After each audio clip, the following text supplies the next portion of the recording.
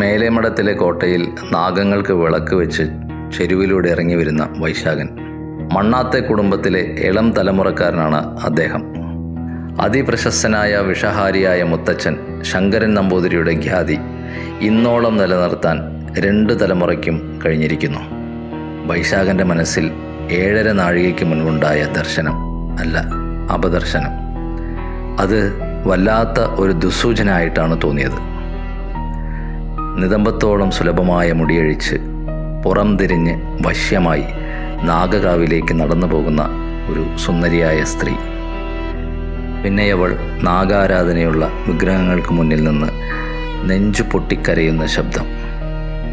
അപ്പോഴേക്കും വൈശാഖൻ ഉണർന്നുപോയി. തൻ്റെ ഇടം കാലിലെ പെരുവിരൽ നഖത്തോട് ചേർന്ന് ചോര പൊടിയുന്നു. വൈശാഖൻ അത് തുടച്ചു, വീണ്ടും വീണ്ടും തുടച്ചു. ഒടുവിൽ പൂജാമുറിയിലെ മഞ്ഞൾപ്പൊടിയെടുത്ത് വാരിപ്പൊത്തി. ചോര പൊടിയുന്നത് നിന്നു. നാഗങ്ങൾക്ക് എന്തോ നീരസമുണ്ടായിരിക്കുന്നുവോ? പൂമുഖത്ത് നിന്ന് ആളുകളുടെ ശബ്ദങ്ങൾ. വിഷം തീണ്ടിയ ആരെയോ കൊണ്ടുവന്നിരിക്കുന്നു. വൈശാഖൻ ചെരുവിറങ്ങി ഇല്ലത്തെ പൂമുഖത്തേക്ക് ധൃതിയിൽ നടന്നു. നാഗങ്ങളെ കാത്തോളണേ. ദർശനത്തിൽ കണ്ട സ്ത്രീ വിഷം തീണ്ടി പൂമുഖത്ത് കിടക്കുന്നു.